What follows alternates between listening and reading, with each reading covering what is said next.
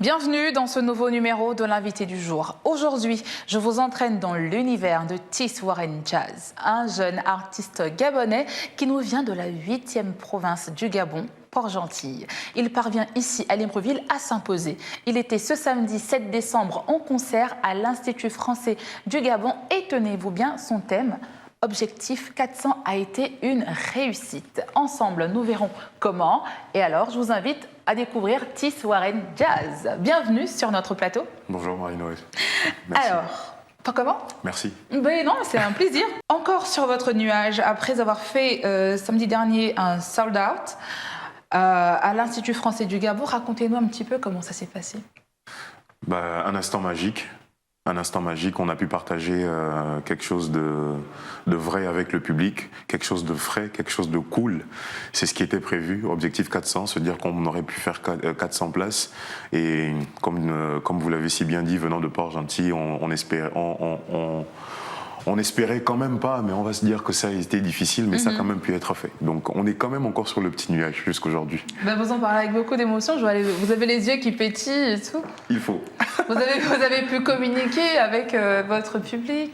Alors c'est plutôt le but, hein, communiquer avec le public, avoir cette proximité avec un public qui me suit, qui nous suit et qui voudrait connaître un peu plus l'artiste, qui voudrait connaître un peu plus la personnalité de l'artiste. C'est ce qui s'est fait. Et donc je continue de shiner. De shiner. Alors pour ceux qui ont raté l'événement, je vous propose un bref aperçu et mon invité et moi, nous nous retrouvons juste derrière.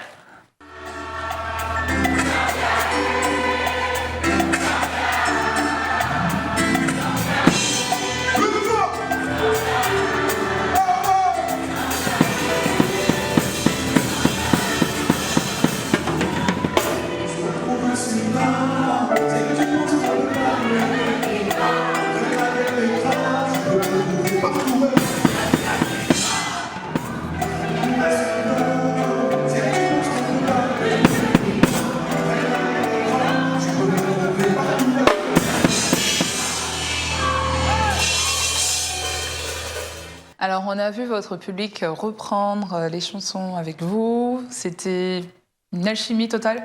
Une alchimie totale, un moment de fusion, un moment où on n'a pas envie de s'arrêter. Mais il faut bien qu'on libère. Il y en a aussi qui veulent se reposer après le travail. Ça. Et surtout après 5 mois de préparation, c'est sûr que c'est la meilleure des récompenses que j'ai pu avoir ce soir-là. Très bien. Alors, sur vos différentes plateformes de communication, nous avons pu lire, et je cite, Objectif 400, 400 places, 400 humains, 400 âmes. Qu'est-ce que cela signifie? Ça signifie qu'on a déjà pu vendre 400 places. En termes de business, côté marketing, je crois que c'est quand même quelque chose à prendre en compte. Bon, 400 places multipliées par 3000 francs, je crois que ça nous fait un bon petit compte quand même.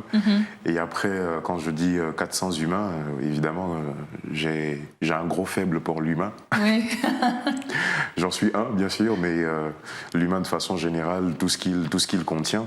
Et 400 âmes, c'est plutôt du côté spirituel, ce que ça peut contenir de réunir 400 âmes, 400 personnes qui viennent là avec pour envie cette ambition de découvrir un artiste, pour certains qu'ils ne connaissaient pas, pour d'autres un artiste qu'ils connaissaient. Et je rajouterais même encore, on en a eu qui le découvraient à peine et qui avaient envie de venir à ce concert. Donc, ouais, 400 coups.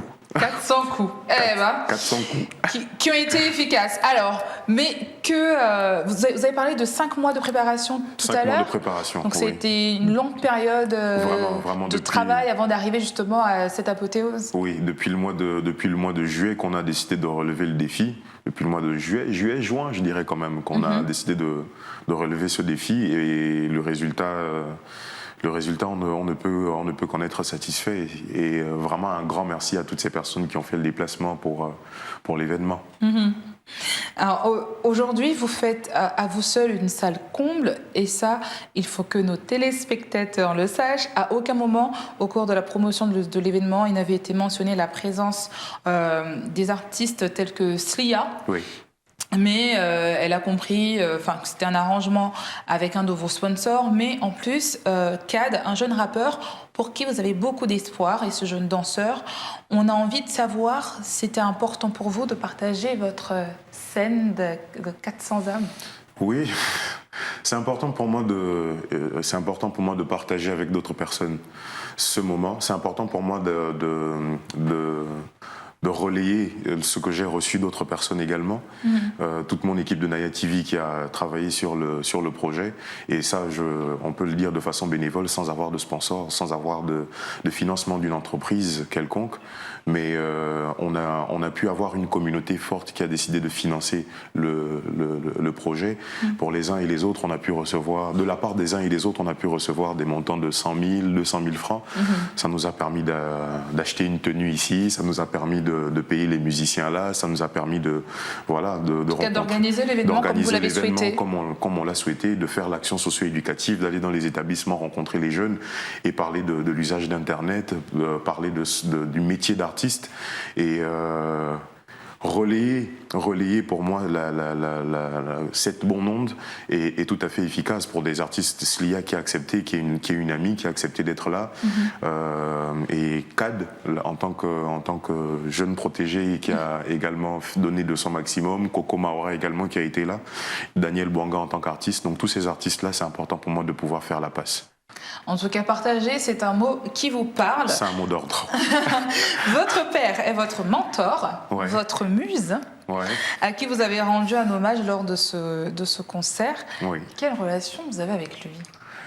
Alors, 27 ans de vie. En 27 ans de vie, quelle relation je peux avoir avec lui si ce n'est qu'une relation intime, et de dire que j'ai de la chance d'avoir un père qui m'a formé sur les bases de la musique et qui m'encourage à continuer des études dans ce sens. On a tout à fait des moments difficiles comme tout père et son fils, ça arrive. Ça arrive, mais il vous accompagne dans votre passion, il vous aiguille, il vous oriente. Il est un peu plus dur aussi peut-être, non? Ouais, très dur quand même. Pour ceux qui ont pu être au concert, j'ai quand même fait des vannes par rapport à ce que j'ai pu vivre. J'ai quand même dormi au balcon parce que je connaissais pas mes accords de guitare. J'ai dormi sur le balcon. Il est perfectionniste, il voulait que vous soyez à un tel niveau. Il voulait que je sois multi-instrumentiste, il voulait en même temps que je continue des études. Et c'est chose faite. Quoi de mieux pour moi que de le remercier et de remercier toute la famille qu'il y a derrière moi. Vous êtes très ému lorsque vous parlez de votre père. Non, mais c'est mignon. J'en profite. Bon, faut le lui dire assez souvent. Hein. J'en profite. Bon. Et j'espère qu'il regarde, j'en profite. Voilà. Donc, papa, je t'aime. Papa, je t'aime. Et merci pour tout. Vraiment, merci pour tout. Très bien. Alors, vous avez en tout cas pu rendre fiers vos parents parce que, comme vous l'avez dit tout à l'heure, vous suivez également vos études. Vous êtes diplômé, vous avez un BTS en froid et climatisation et vous êtes également étudiant en sciences de gestion. En plus d'être professeur de musique et papa, enfin, je veux dire, allier études et musique en même temps, c'est pas évident. Comment est-ce que vous faites? Parce que ces deux univers demandent beaucoup d'exigences. Oui. Alors, évidemment, on vient de parler de mon père, et c'est évidemment là que même l'industrie musicale me trouve assez dure, mais c'est de mon père que je tiens tout ça, de pouvoir gérer entre les plannings de l'école, de pouvoir gérer entre les plannings de ma carrière en tant qu'artiste, et de se dire que je fais un brevet de technicien en froid et climatisation au lycée Jean-Fidèle Le Tonneau de Port-Gentil, et après je fais une licence en management de projet, je me spécialise dans le projet culturel. Et ensuite, là, je finis avec un Master 2 en management des médias et musique business. Donc, tout ce qui concerne l'industrie culturelle, tout ce qui concerne la gestion des projets culturels, tout ce qui concerne la gestion des médias m'a toujours intéressé. Et gérer ça ne va vraiment que du cercle familial, quoi. Savoir exactement comment est-ce que tu gères ta journée. Et après, là, je me retrouve à pouvoir expliquer comment je gère ma vie. mais c'est très bien. Mais vous avez le métier d'artiste, c'est vrai. Vous avez également un très beau métier, celui de papa. Oui, je suis également père de 2 filles. Alors, comment on fait pour être également papa deux princesses avec tout ça. C'est fou parce qu'évidemment, ça fait l'objectif 400 m'a pris 5 mois de cette année. Et en 5 mois, j'ai vu ma première fille qu'une seule fois. J'ai la chance d'avoir la deuxième qui est encore toute petite et qui peut se balader encore entre Libreville et Port-Gentil.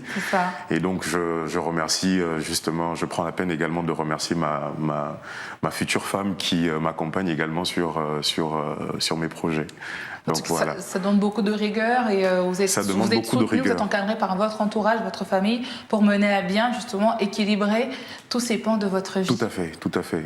C'est toute une éducation,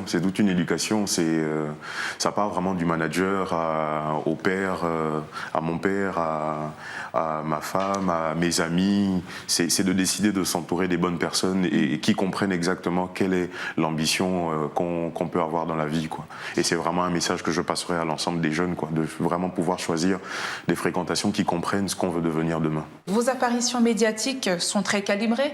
Sont très limitées. Elles sont très limitées, mais quand vous décidez de faire une sortie ou un concert, le public est au rendez-vous. C'est une stratégie de communication, c'est juste votre lifestyle?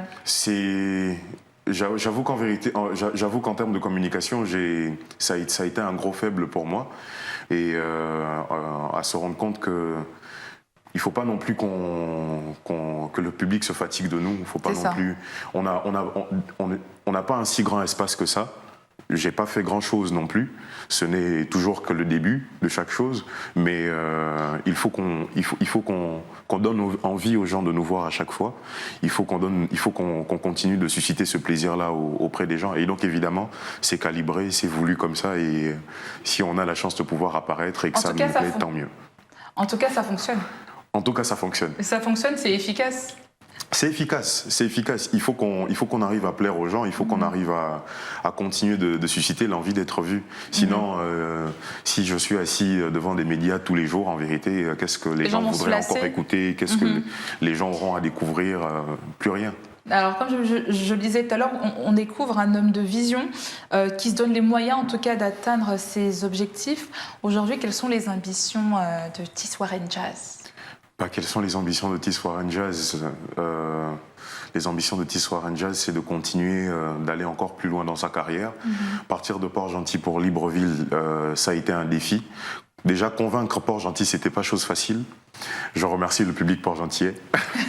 Et donc, partir de Port-Gentil pour dire maintenant qu'on vient sur Libreville, c'est encore un autre combat.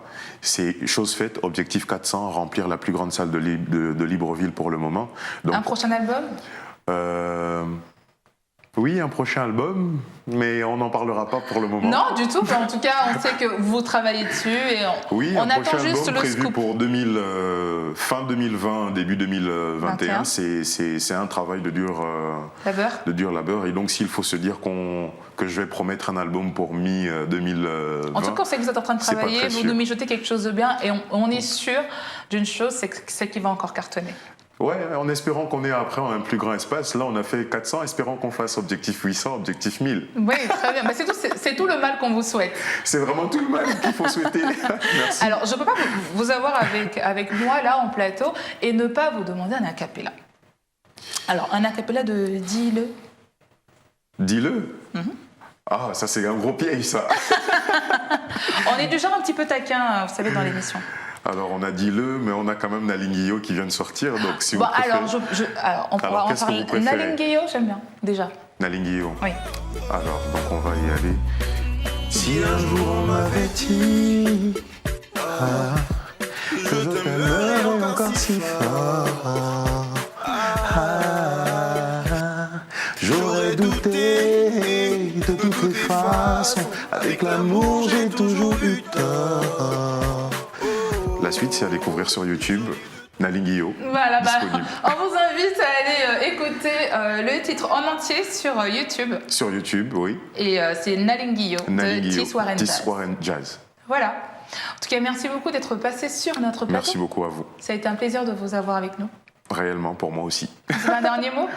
Un dernier mot, un grand merci à tout le public qui m'encourage, un grand merci à toutes les personnes qui ont été derrière le projet Objectif 400, en espérant qu'on fasse mieux pour les années à venir. Je lève mon chapeau à toute l'équipe qui a été derrière ce projet. Naya TV, Studio Label 5.1 et comme on dit, ça pète, on chapisse. Voilà. Merci à vous, amis téléspectateurs, de nous avoir suivis sur Gabon 24. Retrouvez-nous sur nos réseaux sociaux, Facebook, Twitter et en direct sur YouTube. Quant à moi, je vous donne rendez-vous très vite avec un nouvel invité. Bonne suite de programmes sur Gabon 24.